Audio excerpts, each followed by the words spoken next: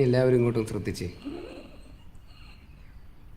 നമ്മുടെ ഈ പിതാവ് അദ്ദേഹത്തിൻ്റെ ജീവിതത്തിൽ ഇന്ദ്രിയങ്ങൾ കൊണ്ട് ചെയ്തു പോയിട്ടുള്ള പാപങ്ങൾ പരിഹരിക്കപ്പെടാൻ വേണ്ടിയിട്ട് നമ്മുടെ പിതാക്കന്മാർ നമുക്ക് കൽപ്പിച്ചു തന്നിട്ടുള്ള ഒരു കൂദാശയാണ് വിശുദ്ധ തൈലാഭിഷേകം എന്ന് പറയുന്നത്. അത് ഇടയ്ക്ക് വെച്ച് ബ്രേക്ക് ചെയ്യാൻ നിങ്ങൾക്കോ എനിക്കോ യാതൊരുവിധ അധികാരവും ഇല്ല, അവകാശവും ഇല്ല. ഇനി ഇതിനിടയിൽ നമ്മുടെ അപ്പച്ചൻ നമ്മളെ വിട്ട് പോവുകയാണെങ്കിൽ തന്നെ അത് വലിയൊരു ദൈവഹിതമാണെന്ന് വിചാരിക്കുക.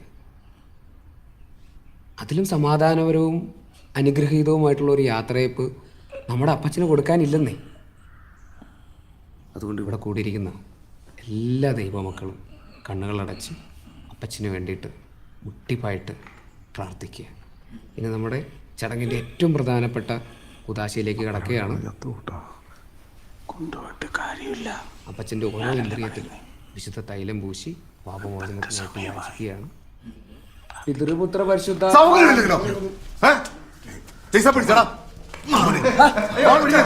പിടിക്കാം